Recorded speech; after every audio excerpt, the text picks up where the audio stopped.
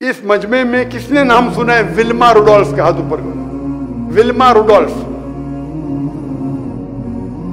माशाअल्लाह, एक जन भी विल्मा रुडोल्फ का नाम नहीं। मतलब आपने मैनेजमेंट कोर्स नहीं किया है। अच्छी बात है, कुरान में अच्छा मैनेजमेंट है, तो कोई गुनाह नहीं किया आपने। लेकिन जो शख्स मैनेजमेंट कोर्स किया है, एमबीए किया है, उसे विल्मा रुडोल्फ का नाम तो मालूम होना चाहिए। मैंने मैनेजमेंट कोर्स नहीं किया, मैं तकरीर की तहकीक कर रहा था तो विल्मा रुडोल्फ को, मेरा मैनेजमेंट कुरान मजीद है। विल्मा रुडोल्फ एक लड़की थी जिसको पोलियो हुआ था, पोलियो, और डॉक्टर ने जवाब दे दिया था कि ये लड़की कभी भी अपने पैर जमीन पे रख ही नहीं सकेगी। वो ब्रेसिस पहनती थी, पोलियो वाले पहनते, ब्रेसिस बोलते हैं अंग्रेजी में, मतलब अपने पैर पे कोई एक इक्विपमेंट होता है, उसे कहते हैं ब्रेस। तो डॉक्टर ने कहा ये लड़की कभी भी अपने पैर अपनी जमीन पे नहीं रख सकती। लेकिन उनकी जो वालदा थी, उनकी अम्मी थी, वो बहुत माशाअल्लाह, उनका जो था हौसला, उनकी वालदा ने विल्मा से कहा बेटी आप जो सोचना चाहे सोचो, आप कर पाएंगे। तो विल्मा बोलती है कि मैं चाहती हूं कि मैं दुनिया की सबसे फास्टेस्ट लड़की बनूं भागने के रेस में। सोच सकते, चल नहीं सकते, और वो बोलती है मुझे दुनिया की, चल नहीं सकती और बोली भागेंगी तो भी समझेंगे, दुनिया की सबसे तेज भागने वाली औरत बनना चाहती हूं। ये मैनेजमेंट गुरु मिसाल देते हैं, लेकिन उनका जो ये है अचीवेबल, तो अचीवेबल तो है नहीं ना भाई, तुम पाँव नहीं रख सकते, चलने की कोशिश करो, भागने की, सबसे तेज भागने की। इसलिए बोलता हूं मैं, ये अचीवेबल जो वर्ड है, मैं इससे सहमत नहीं हूं, इट शुड बी एप्ट। तो 9 साल की उम्र में विल्मा अपने ब्रेसेस को उतार देती है, बोलती मैं ये ब्रेसेस नहीं पहनूंगी। और 13 साल की उम्र में वो पहली बार भागने की दौड़ में लड़कियों के साथ रेस में एंटर करती है, और वो आती है लास्ट। फिर भी वो कंसिस्टेंट थी, नहीं मैं फिर भी कोशिश करूंगी। इतनी कोशिश करती है कि सन 1960 में ओलंपिक्स में उसको 3 गोल्ड मेडल मिलते, 100 मीटर्स, 200 मीटर्स, 400 मीटर्स। जिस लड़की को पोलियो था, ये दुनिया का हिस्ट्री का रिकॉर्ड है, पोलियो की लड़की आम सेहतमंद लड़कियों के साथ भागती है, और 1960 के ओलंपिक्स में 3 गोल्ड मेडल मिलते। Fastest women on the earth in 1960, 100 metres, 200 metres, 400 metres, 100 metre की दौड़, 200 मीटर की दौड़, 400 मीटर की दौड़। तो इसकी मिसाल लेके लोग इसकी मिसाल देते हैं, विल्मा रुडोल्फ। हम ये मिसाल को अगर देखेंगे स्मार्ट की तरफ से, स्पेसिफिक, बिल्कुल स्पेसिफिक है कि मुझे दुनिया की फास्टेस्ट लड़की बनना है। मेजरेबल, हाँ, 100 मीटर डैश का भी अभी रिकॉर्ड क्या है, लड़कियों का 10 सेकंड है या 9 सेकंड है, मेजरेबल, मुझे उससे कम करना है। अचीवेबल, अचीवेबल तो लगता नहीं, इसलिए बोलता अचीवेबल सही नहीं है। अल्लाह की मदद है तो जो अचीवेबल है वो भी अचीवेबल हो सकता है। आर, रीजनेबल, ये स्मार्ट है, इस्लामिक बात में आऊंगा मैं। Reasonable, is it reasonable? और आखिरी में टाइम बाउंड। टाइम बाउंड, अगर आपको रेस में दौड़ना है तो आप 25 साल के अंदर होना चाहिए। आप 40 साल के बनने के बाद तो दौड़ नहीं सकते, 25 होएगा, 26 होएगा, 30 होएगा, उससे ज्यादा नहीं। तो टाइम बाउंड है। अगर आप इस्लामिक एक्रोनियम उतरेंगे, इस्लामिक, तो विल्मा रुडोल्फ को अगर स्मार्ट में अच्छे नंबर मिलेंगे, इस्लामिक में कितने नंबर मिलेंगे? क्या ये गोल इस्लामिक है? क्या कुरान मजीद के खिलाफ है, या कुरान मजीद इसको अप्रूव करता है? कुरान मजीद के खिलाफ तो नहीं है, हम कहेंगे ऑप्शनल, हाई मार्क्स नहीं मिलेंगे, लेकिन खिलाफ तो नहीं, भागना हराम नहीं है।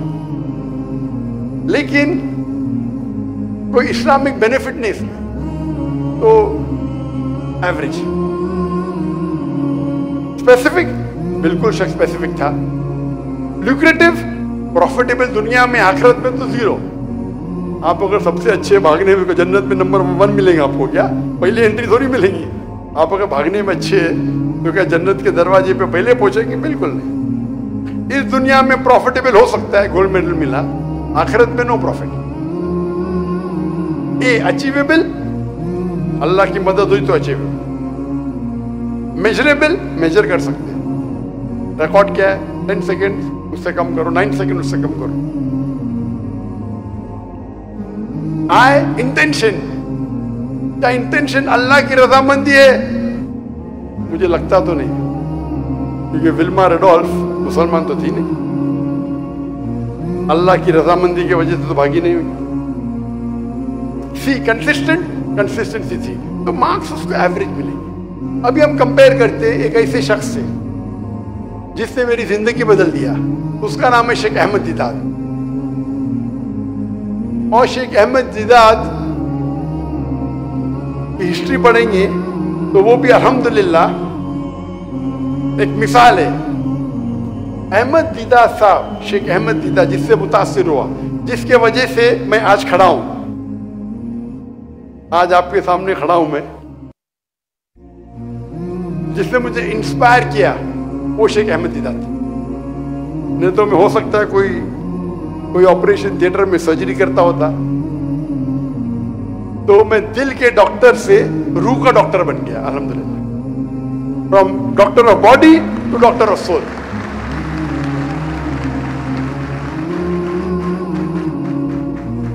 मैंने चुना था डॉक्टर बनने के लिए, क्योंकि मैं समझता था डॉक्टर बनना सबसे अच्छा पेशा। अच्छी बात है, लेकिन सबसे अच्छा नहीं है। अगर मैं कोई बीमार की इलाज कराता हूं तो मुझे खुशी होती, लेकिन अगर कोई गैर मुस्लिम को इस्लाम की तरफ दावत देता हूं, अल्लाह उसे हिदायत देता है, तो जो खुशी होती दिल में, वो बीमार को अच्छे करने से लाखों गुना ज्यादा है।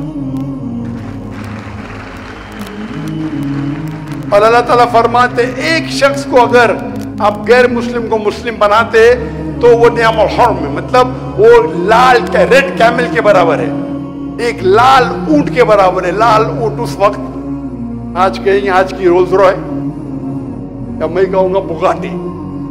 वो बुगाटी पे बाद में आई है। बुगाटी बहुत कम लोग जानते, रोल्स रॉय तो काफी लोग जानते। कौन जानते बुगाटी क्या है?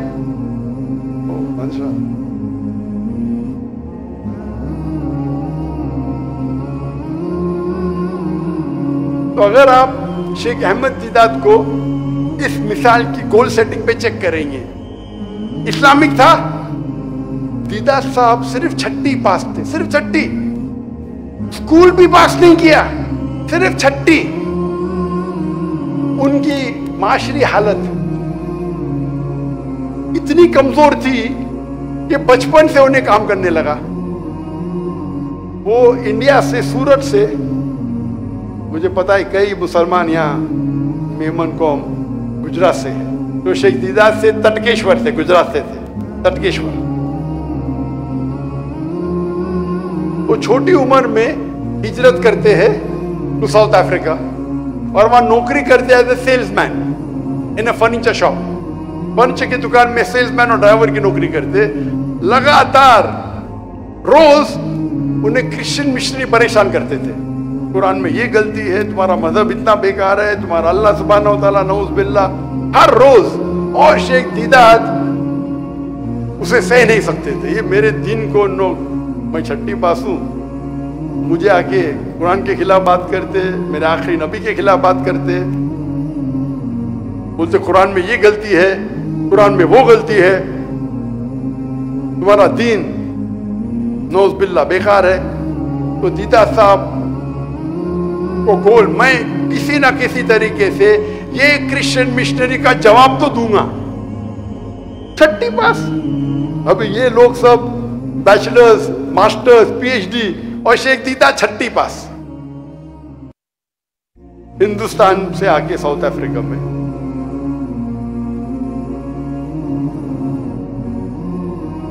और अल्हम्दुलिल्लाह अल्लाह की मदद से उनको एक किताब मिली इज़ारुल हक, जो रहमतुल्लाह करानवी ने लिखी थी, जो पादरी फेंडर के खिलाफ लिखी थी। अंग्रेजी में किताब मिलती है इज़ारुल हक, उसका तर्जुमा, अरबी किताब का तर्जुमा अंग्रेजी में, और वो पढ़ते हैं। और उसमें कई क्रिश्चियन मिशनरी के जो अटैक्स है इस्लाम के खिलाफ, उसके जवाब उसमें रहते। वो पढ़ते और बोलते चलो शुरू हो जाओ। अकेले शख्स, छठी पास और कई क्रिश्चियन मिशनरी के साथ 1-to-1 डिबेटिंग शुरू। डिबेटिंग करते करते इतने मशहूर हो जाते क्या वो स्टेज पे बात करने लगते, फिर पादरी से डिबेट करते,